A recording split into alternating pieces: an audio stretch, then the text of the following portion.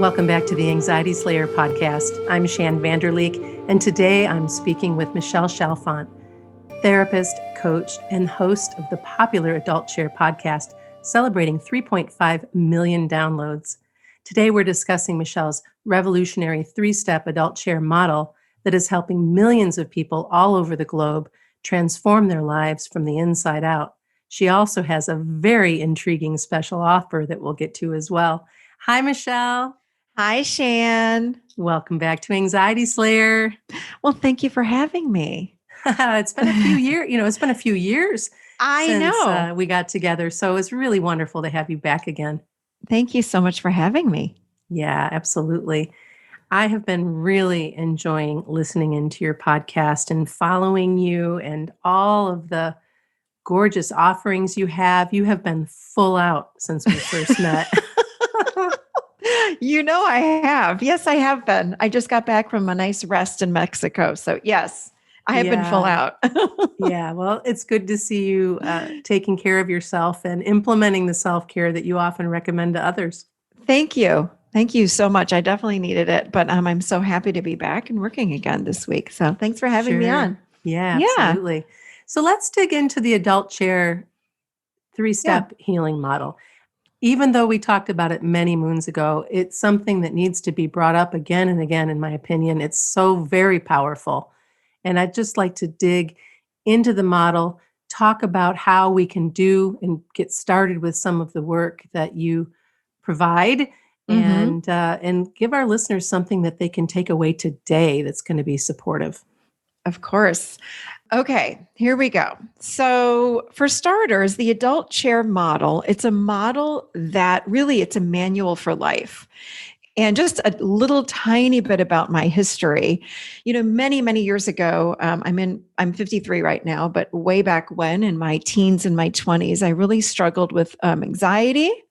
How appropriate to be on the show, and depression, and had a lot of self-doubt. And what I deducted from how I was feeling all the time was that I didn't love myself, and I certainly was not living authentically. So I really started on a quest way back then that I just needed to learn, how do I love myself? Because if I can speak to myself in a loving way, what I thought was, hey, then I will be able to really change how I'm thinking. Like if I can love myself, then I will speak kindly to myself, if that makes sense. So that was my quest. That was my journey way back when. And I just went on to take, countless, I read so many books and I was a therapist. So lots of different trainings that were not just traditional, but non-traditional. Way back when, 30 years ago, even taking meditation classes was an odd thing, but now it's of course mainstream. But all these years, almost 30 years of courses and reading and all of this, and having many, many, many great teachers along the way. This model, based on even a teacher that I had for about 10 years ago, just came together using these 3 chairs as a way to really describe the timeline that we as humans live on. So the Adult Chair is a manual for life, and it's broken up into 3 different phases. Phase 1 is the child. That's from 0 to 6. Phase 2 is the adolescent. So we have pre-adolescence, adolescence, post-adolescence, and that goes from 6 to 25. And then from 25 on, we quite easily live in our healthy adult self, only if we had parenting or mentors or grandparents or whoever raised us that were able to show us and demonstrate and model how we live in the healthiest self. And that's where I find so many of us fall short, is that we might have even had loving parents, but there were some things that were unhealthy. For example, maybe they didn't set healthy boundaries. Maybe they didn't teach us how to feel our emotions. Maybe they didn't express love, physically speaking. Maybe we never heard I love you. Well, this all affects us when we're growing. These things, they affect us. So as we then become adults, we're actually stuck in what I would call the adolescent chair, but physically speaking, we're very much adults. So we all need to learn how to live in what I call the adult chair, which is the healthiest version of self. Does that make sense? Yeah, I love it so much. That was a big mouthful. That was a lot in 5 minutes or less. But the thing is even though it was a big mouthful, the it's very simple to follow, really. Yeah. If you're looking at and understanding which chair you're sitting in, and as you were talking, and the first thing that you brought up was boundaries, and Yeah. I really didn't have any. And Right. so when you're a young person, and especially when you're a teenager, and you don't have any boundaries, wow, that's something that hopefully you get to work on, so that when you do sit in the adult chair, so that you can actually move to the adult chair and Right. understand how important healthy boundaries are, what they look like, and that you can do the work that needs to be done to move past that space of not having any, and have a better understanding of why things may have been a little bit nuts at times in your life because you didn't know how to set them. Exactly. Exactly. And by the way, I never blame or judge anyone for how we were raised. But what I realized that I needed, again, I did so much of the work for myself, but being a therapist and then a life coach, I was like, wait a minute, I'm not the only one that's struggling with how to live as a healthy adult.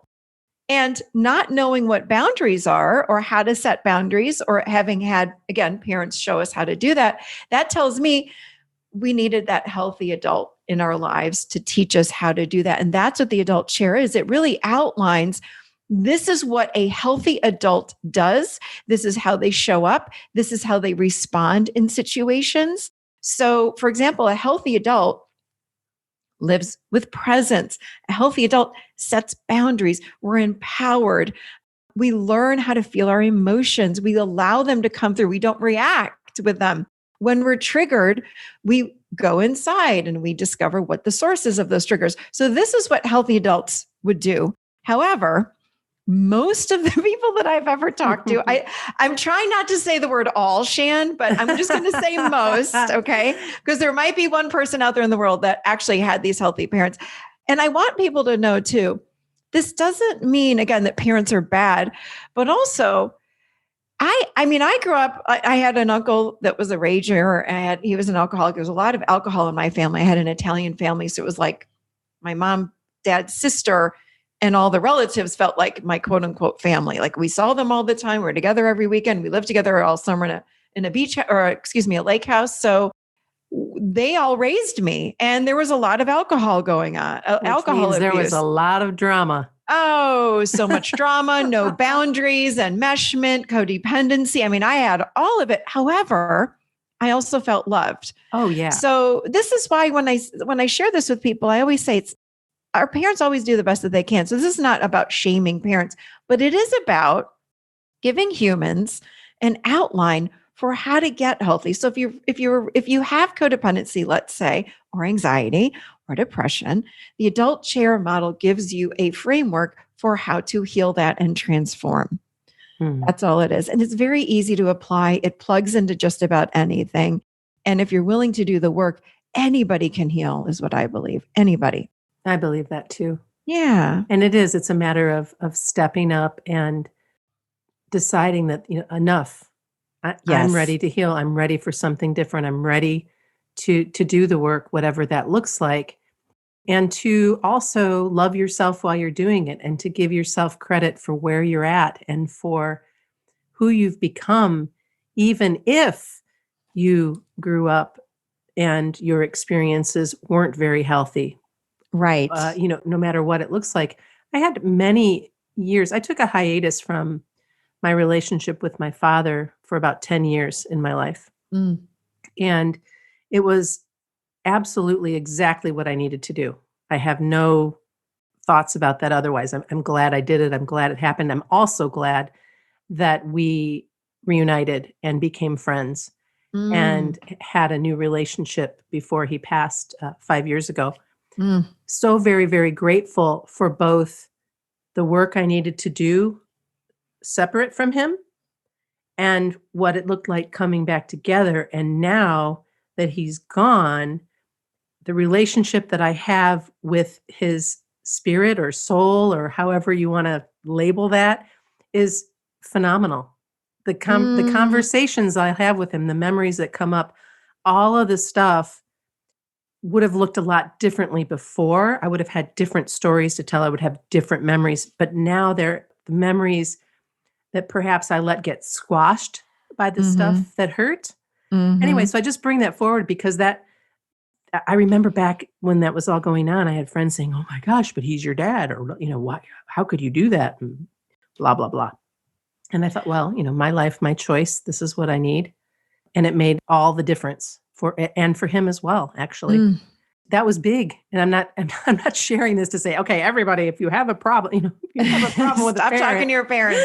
No, but that is so beautiful. And I'm just thinking like, gosh, the courage that it took, but also what comes to my mind is what you had.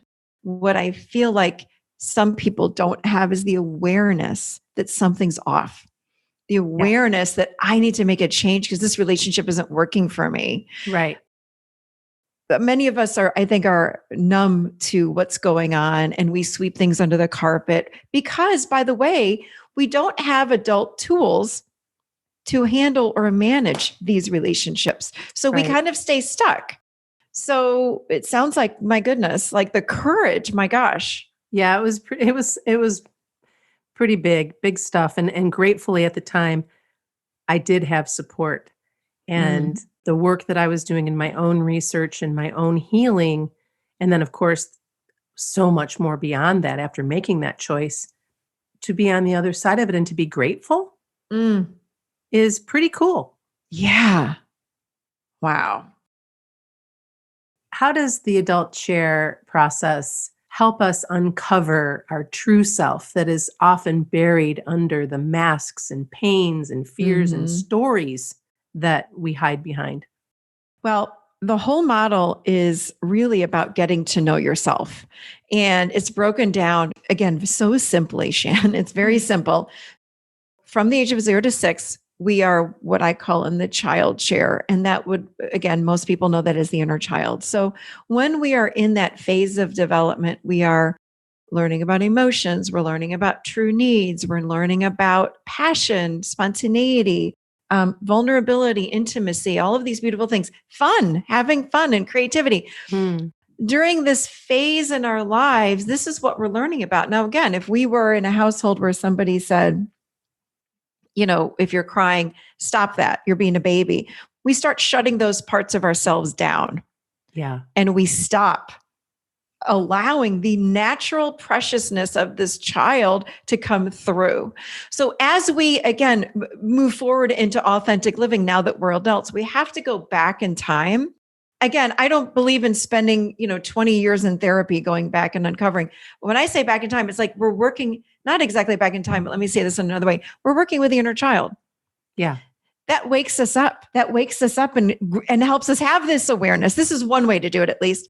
So this inner child part for me is huge. It's the foundation of the model. Oh, It's yeah.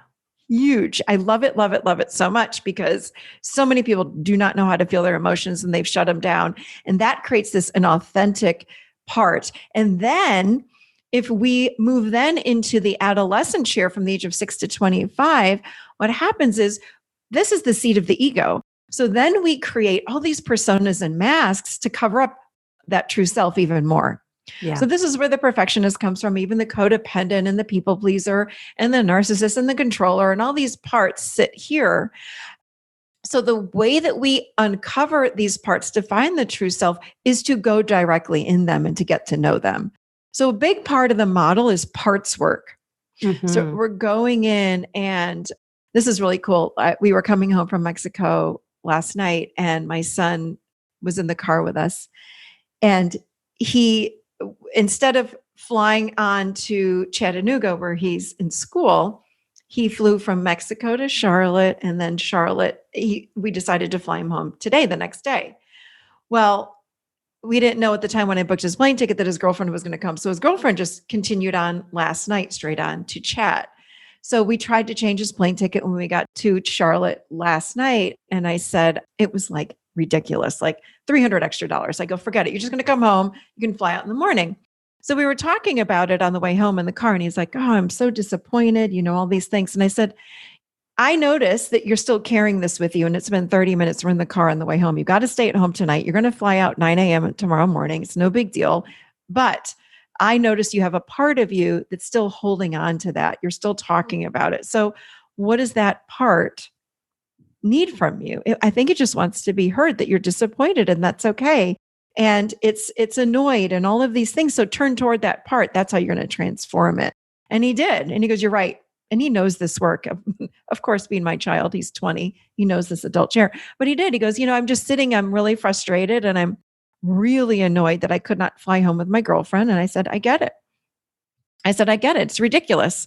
They had seats on the plane. There's no reason why you couldn't have gone. They wanted $300, which is ridiculous. So feel it, get to know that part of you. And he did. And then it was like, poof, it was gone. And then he could let it go. But that's what we don't do well as adults. We don't know how to turn toward. And the more that we turn toward what's bothering us, the more we turn toward these things, these emotions and these parts, that's how they then transform. They can't transform otherwise. Instead, we turn toward like, let me go have a glass of wine. Or people will say like, I had such a rough day. Do you want to meet me out for a glass of wine or bring a bottle of wine over? It's like, no. If you had a rough day, be in it. Yes. Because you'll have the bottle of wine and guess what? The next day, the emotions will still be there.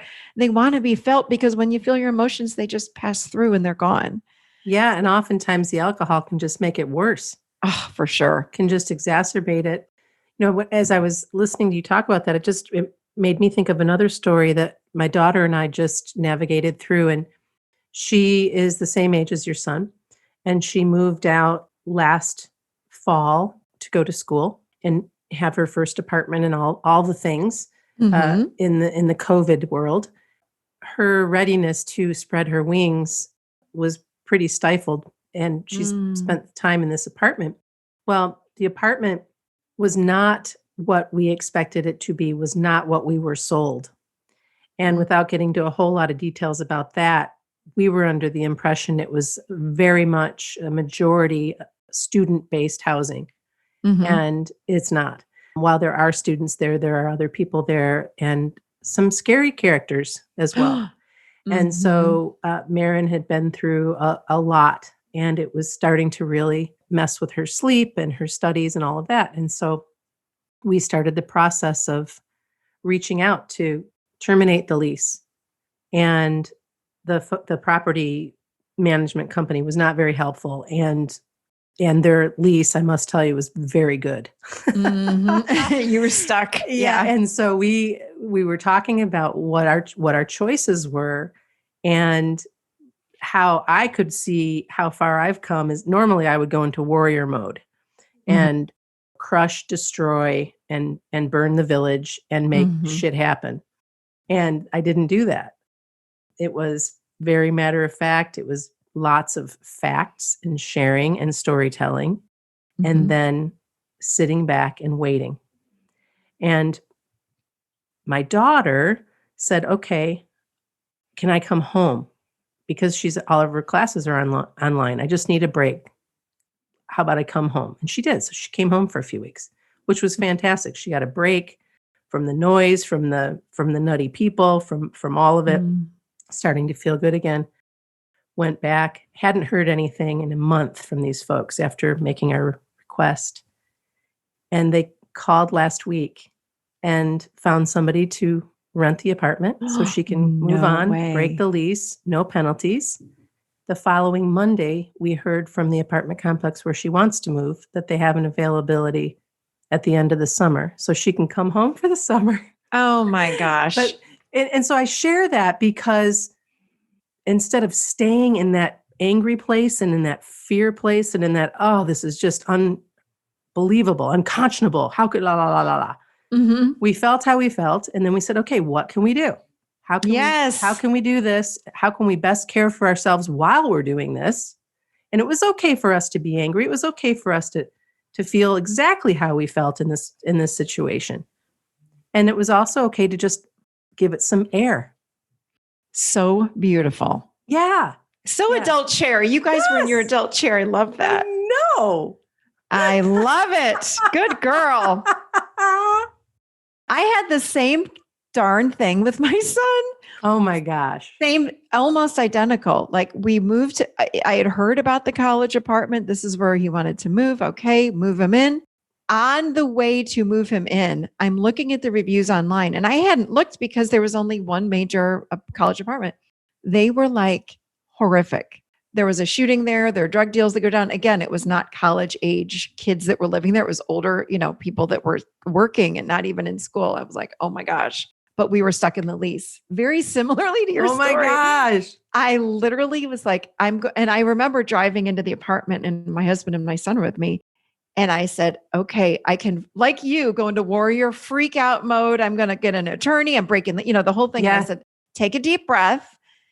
And I said, okay, I'm feeling a lot of anxiety right now.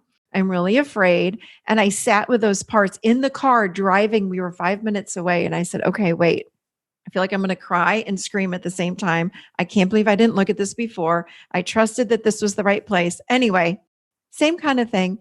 And I trusted. And as it turned out, because of COVID, hardly anyone lives there. In that town, for whatever reason, not a lot of people were there. So my son's like, actually, it's been pretty benign, Mom. It's not a big deal. So I didn't even have to get so stressed about it. And after I felt it, I let it go. And I said, one thing at a time. And if we have to get an attorney, we will. Yeah. And I went back to present moment, which is a big part of living in the adult chair. And you said something which is huge in being in the adult chair. You said something about staying out of story. Yes. And that is so key when we live in our adult chair, because what I call it, the term I use is we have to become story busters and live in truth. And when we're in story, we're in the past or the future. So I was in the future thinking my son's going to be caught up in a drug deal and get murdered. Like that's where I was going. Oh, sure. So afraid. I mean, I was like, oh my gosh. And I said, slow down. And when we go there, we're in the adolescent chair and the mind is going so quickly trying to come up with ideas on how to keep myself safe or someone I love. And I just started breathing deeply and I said, calm down. I put my hand on my heart. I can still see myself in the car. And I was like, slow down. Any issue that comes up, we will handle it. Like, yes. I will handle it in the moment, but let's just see what unravels, because it was a beautiful place. Anyway, long story short, it turned out to be fine. He's moving out in a month and it all has been fine. Oh my gosh. So they're both moving out at the same time as well. Yes. Isn't that crazy? So crazy. It is crazy. And I had to learn how to live that way, because I'm like you. I would go into like, I'll handle it. I'll take care of it. And I go into this, you were polite to call it warrior, warrior mode. But I had to learn how to keep myself in balance and stay in presence and breathe through the uncomfortableness and the fear. And it really does go away. Yeah, it does. It really does. Yeah. When you live in the moment and you're out of the story, it's a game changer. Living with truth is quite boring, I find. It's quite boring. It's like, well, we're moving them in. Okay.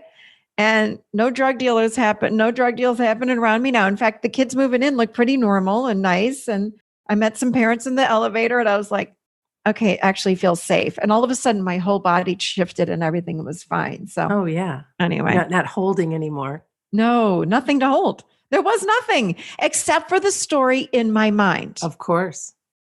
Oh yeah. So when we can ask ourselves, what's true in this very moment? And it's hard because the ego will be like, no. I got this much better story. Right. Right. Someone was murdered here a year ago. Oh, like, no, yeah. Right. Drop into truth. Yeah. Oh, this guy, her particular crazy man was, he would sing karaoke on the street for hours. Oh my gosh. And then come into the apartment above her. So he was right above her. Oh my gosh. Just slamming and yelling and under the influence of whatever. And, it was just, oh my gosh. Yeah. And so the story goes on and on and on and on. And so we were definitely uncomfortable with this dude. Yeah. Sure. Like he was just something was off. Yeah. Very unstable, but getting away from it. And then, the apartment they moved him. He's still there, but they moved him. He's in a different space. So while her remaining time there, he's not living above her anymore. So it's made it easier for her to do her schoolwork and not be fixated on all that came with this guy. So well, thank God. Her cortisol and her adrenals can just relax now, knowing he's not up there. Thank God they moved him. Speaking of holding, and I want to talk a little bit about somatics. Yeah. Before our conversation, I told you I'm just starting some somatic work. And I'd love for you to share how somatics can help us clear negative emotions that are often stuck and that we hold in our bodies, like you did in the car on the way to the apartment, like I did in the first conversation, where you're just, it's sitting there, you feel it, but then you forget that it can be stuck. It does get stuck. So just, when I'm speaking with people, I'll say to them, just get curious. You don't have to dive in head first. What am I feeling? And get all stressed about it. That would be doing it from the adolescent chair. But the adult chair would say, when we're living there, it's like, let me just get curious about what's going on and let me slow down. And when I'm working with people on feeling their emotions and what's going on in the body, so much of the time, because again, we're not taught this growing up. Most of us are not taught this. So much of the time I'll ask somebody, hey, what do you think you're feeling right now? Like, what's going on? And they'll say, I don't know. And my next question would be, if you could close your eyes or not and just slow down for a moment, what sensations do you feel in the body? Well, nothing. Well, wait, slow it down even more. And I'm slowing my breath down to help them slow down. And then they'll say something like, well, there's this little itty bitty teeny tiny tightness in my stomach. Great. Can we just rest and focus on that little teeny tiny little tension in your stomach? And when they do that, it opens and moves and morphs, and then it dissipates and it's gone. And it happens usually within a minute or two. It's crazy fast. And this is then when people will say, oh my gosh, my anxiety is gone. How did you do that? Like, I didn't do it. I didn't do anything. I guided you through, but anyone can do this from the privacy of their own home by themselves. But somatic work, it's so beautiful because it connects us and grounds us back in the body. And the best way to do it is just with curiosity. That's it. It's just, and I'll say to people, pretend like you're in an MRI machine. Very slowly, you're just going from head down to your toes, just getting curious, like, what do I feel? Well, my head feels tight. Great. Keep going. What's going on below the chin? I have this little itty bitty tightness in the back of my throat. Great. Can we rest there? Oftentimes I'll ask them, is there a color? And you just go with the first thought. There may or may not be. It depends on if the person's visual or not, but you might hear something like, oh yeah, it's pink. Great. What happens next? Well, it's just getting tighter. Let it get tighter. You're not directing anything. You're just observing. That's, in my opinion, how disconnected we are from ourselves. And I say that for most human beings. We just are. There's not a judgment there because we weren't taught to sit and do this kind of stuff. So, but the good news is we can learn now. Yeah. And when you learn it, it changes your life. I just did a podcast. I think it was in February. Actually, I had my husband on, Shann. And he and I have a different relationship now. And I got really raw and vulnerable in the show. I have to give you the number of the show. It was in February, but it'll say like Graham and Michelle Chalfant. But what we talked about was the power of feeling your emotions. Yeah. And he's been working with a somatic therapist. And of course, he's got me that he lives with. But it changed our relationship because he learned how to feel his emotions. Wow, that's huge. Isn't that crazy? Yeah. So, yeah, because so many men are taught to just shut it down. Exactly. Shut it down. Exactly.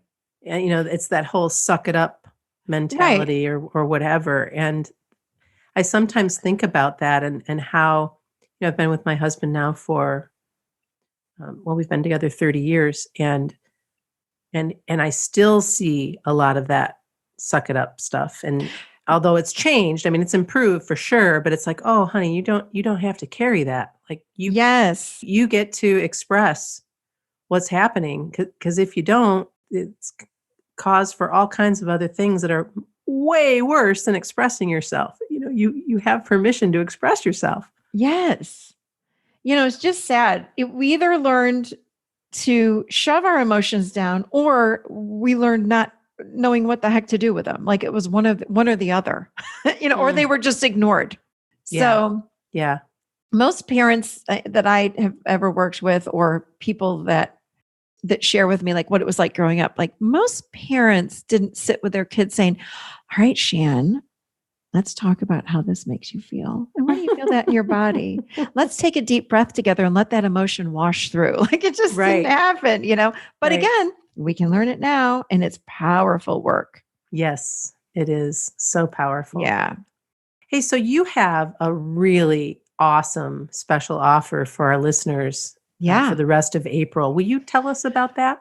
Yeah. So we have this whole month, I'm working in our membership with the topic. I do a new theme every month. And this month is all about believing in yourself. Mm-hmm.